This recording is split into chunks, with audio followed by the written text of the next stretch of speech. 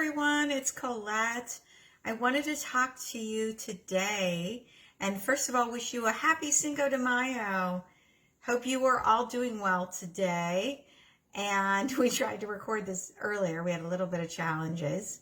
And so I wanted to come live and I wanted to talk with you a little bit. First of all, you've seen me post about what to do, some strategies and what things to do when you're feeling down, okay, or feeling depressed. And I wanted to talk a little bit more about that because we are going to have a little bit like mini celebration with making something today in this group. And that will be our way to bring ourselves back up, right? So there's a lot going on right now. And there's a lot of things that we can't control, but there are some things we can control, which you've heard me say is our emotions, right?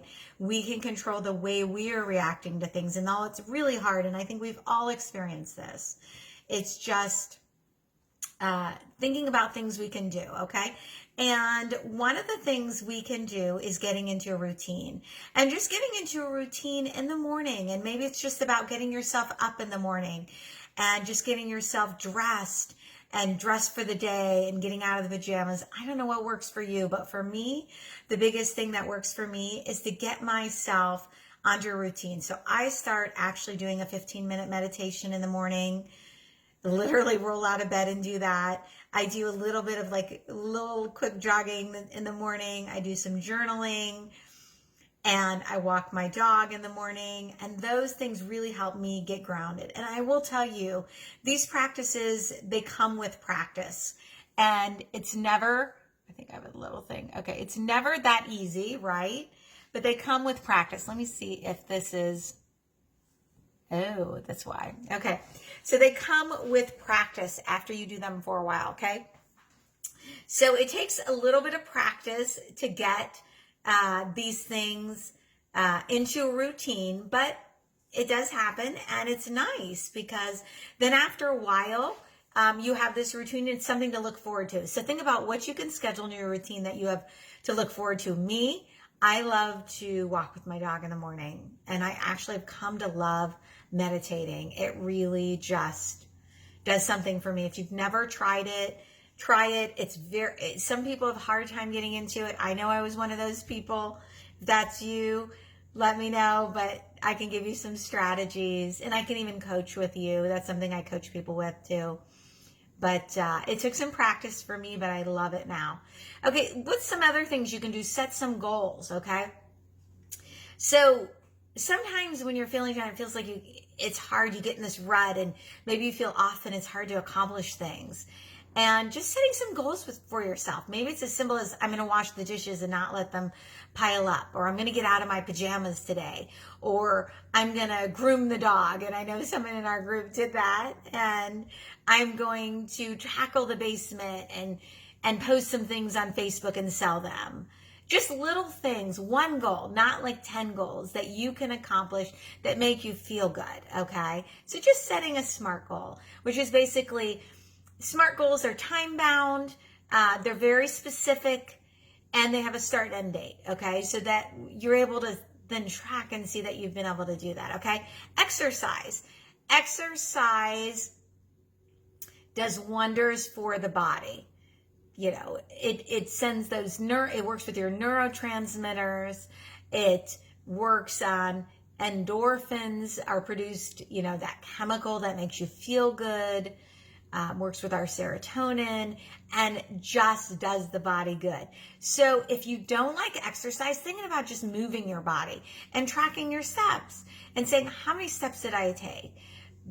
The research shows 10,000 steps a day is great, but you know what? Work up towards it and just get some exercise. Maybe you're going to say 3 times a week, I'm going to get out and walk for 15 to 20 minutes. Okay. And build up from there. What can you do to get out and get your body moving? Because it's going to make you feel better. It's going to impact your mood too. So, you know, you don't have to run a marathon, but maybe it's just a matter of doing some other things too. Okay. So what about getting some sleep? Getting enough sleep is going to impact your mood. Talking about 7 to 9 hours. I know we can't all get that. But what can you do to get more sleep? Can you go to bed and have a bedtime routine? I know I had to do that. It's just some things that really kind of set that tone so you can kind of unwind. If your mind is racing, what can you do?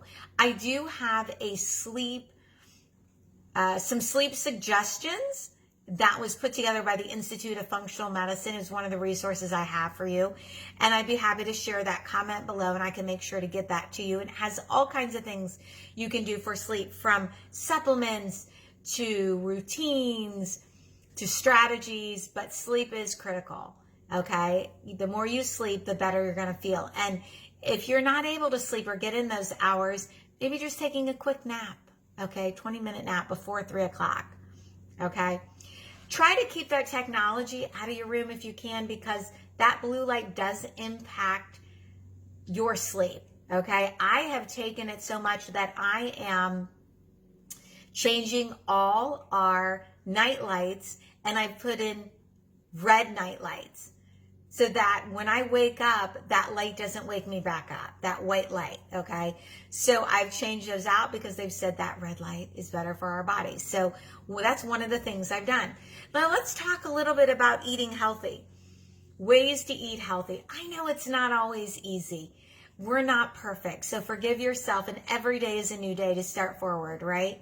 So do what you can do and forget the guilt, right? So what kinds of things can you be doing? So, if you're starting to overeat, get curious as to what you're overeating. What are those foods that make you overeat? Is it salty foods? Is it crunchy foods? Is it sweet foods? Well, first of all, any of the processed foods, you're definitely going to overeat. They put a lot of things like the snack foods, the junk. There's things that they put in there that make you want to overeat them. So that's not unusual. Salty. What can you make that would be salty, that would be healthy? What about kale chips? What about just taking dark chocolate, which has those high in antioxidants, which is good for you right now to build that immune system, and adding a little bit of sea salt and adding some like either nuts or seeds to it? Make a little chocolate bar or something like that. Just a little healthy snack or a little bonbon or something like that.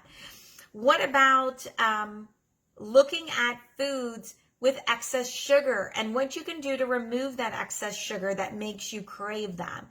What about just taking the refined sugars out and putting unrefined, like turbinado, sucanat, honey, are all things, honey, apple cider vinegar, are all things that are unrefined that you can start adding instead of the refined sugars that will spike your insulin and allow you to crash. And also, that's where you gain that more weight right here, okay?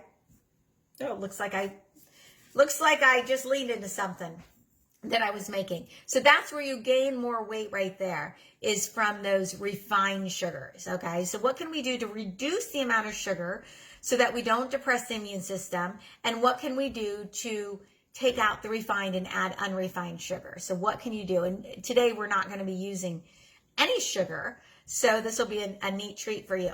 And then getting rid of the processed foods or the fried foods, because those will make you crave those the more you eat them. And filling it with foods that are converted, that don't convert to sugar quickly. So think about the pastas and the breads. If you don't have a high fiber content, they're going to convert to sugar quickly. So think about removing those from your diet and coming up with healthy alternatives, okay? So what we're going to cook today, and I'm going to put that aside, what we're going to cook today here, I'm going to turn a little bit so you guys can see me. We're going to go ahead and cook a Mexican hot chocolate sauce. Okay, and what we're going to be doing is we're going to be putting in, I have about, let me look at my notes, I have about a teaspoon of cinnamon in here and about quarter cup of dates, okay? So we're going to go ahead and combine those in, throw those in. We're then going to add about a teaspoon of vanilla in here, okay? I'm going to put a little bit of chipotle. Now, if you are not a spicy person, maybe you want to leave this out, but this gives it that Mexican flavor. It's a little bit smoky. You can also choose to use anything that's a little bit spicier, like you can use any kind of red pepper flakes or any kind of red pepper seasoning or Tabasco sauce, anything you want to do to make it a little bit spicy if you like that spice, or if not, you can just leave it out. So it says it calls for a quarter teaspoon. My kids aren't big fans, so I'm just going to put a little bit, a little sprinkle, okay? That gives it that nice smoky kind of flavor, right? Then the other thing I'm going to go ahead and add, whoops, looks like we left some dates in there. The other thing I'm going to add is we're going to add 3/4 cup of milk, okay? The big thing is you do not want this to go too high, too long, meaning don't boil it for longer than it needs to boil. So it's going to come to a boil, and then you're going to go ahead and you're going to turn that down and you're going to simmer it for 2 minutes. Okay? What I love about making sauces like this, first of all, they're fun. Secondly, because this is healthy, you can have it in the morning. Really, it's okay.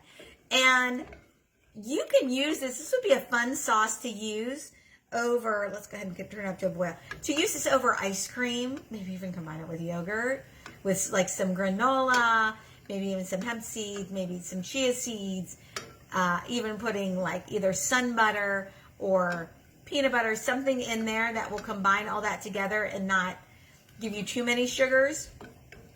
So what I love about this is that there's so many options, okay? There's so many options that you can do. And there's so much you can do with this. So we're going to go ahead and bring this to a boil, okay? And again, we're going to, once it starts boiling, we're going to go ahead and let me see if I can get you closer. So you see that boiling, okay? So once this starts boiling, we're going to go ahead and let it boil, and then we're going to go ahead and let it simmer for 2 minutes, right? Simmer for 2 minutes so that we do not scald the milk. There we go. We got a nice rolling bubbles. So we've got it all bubbling up, and we're going to turn that down to simmer. And if you're one that forgets and loses track of time, it'd probably be good to set a timer, but I'll go ahead and note so that we just want 2 minutes. That's it, okay?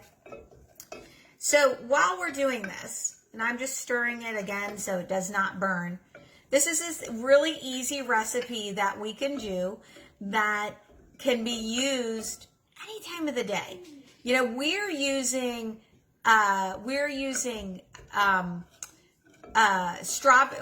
pineapple, but we can also be using strawberries, and we can also be using any other kind of fresh fruit, right, that we can dip into the sauce when we're done.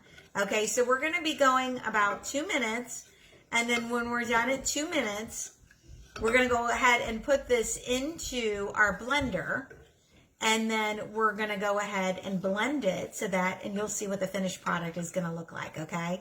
But it really doesn't take much time.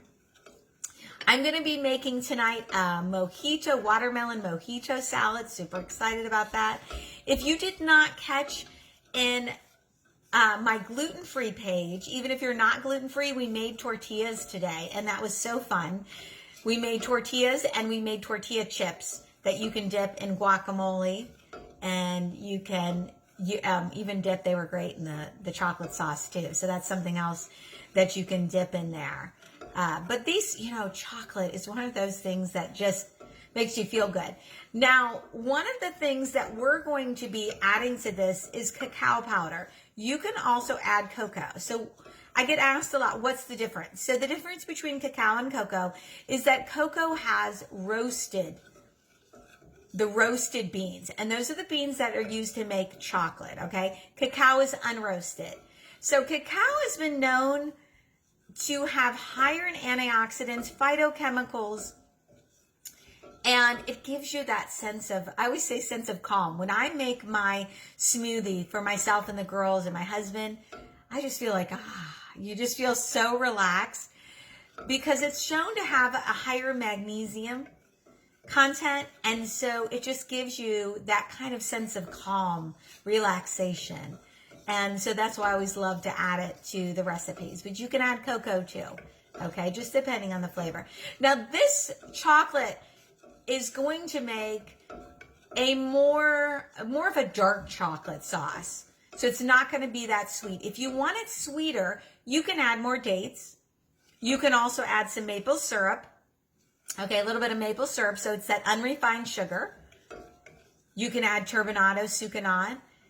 So just depending on what flavor you like. If you want to make it a little bit, of a thicker sauce, less milk. I don't know that you'd want to make it thicker. You'll see what I mean. But there's just some opportunities to kind of make it what you want, okay? So I'm done. It's been 2 minutes. So follow me over here, okay? And I'm going to show you what I'm going to do over here. I'm actually going to move this over so that you can see. I'm going to take this, okay? So this is just the blender, and I'm going to actually pour this in. Even if you don't have a high-speed blender like this, that's okay. All you're going to be doing is kind of blending up. You'll see the chunks of dates in there, okay? So you're just going to be blending those up, okay?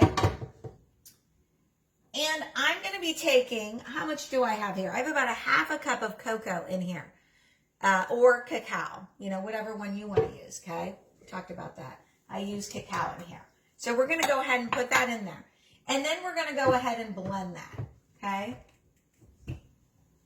Now, I blended this earlier just so that you could see what it's like, okay?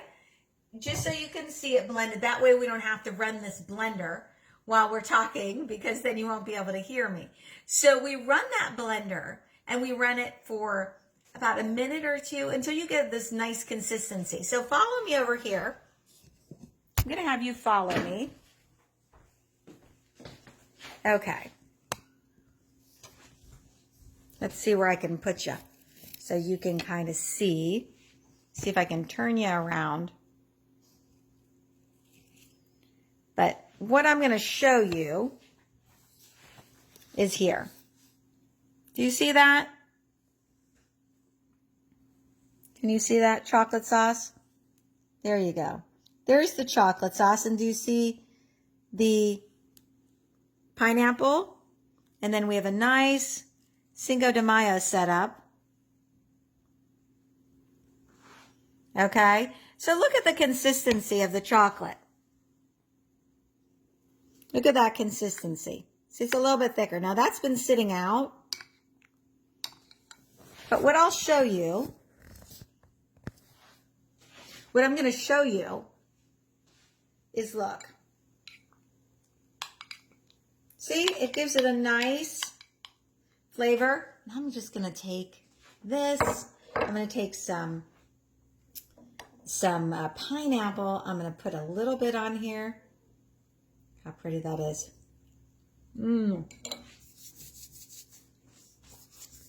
That is wonderful. That is wonderful. You will love that. Feel free to add any other kind of, unrefined sugars if you feel it's not sweet enough for you. I feel the pineapple with the richer chocolate sauce is, to me, the perfect blend of sweet and a little bit of, I don't want to say bitter, but darker chocolate that I think is perfect. I will post the recipe below. Thank you so much for joining me today. And I hope you have a great Cinco de Mayo. All right, bye.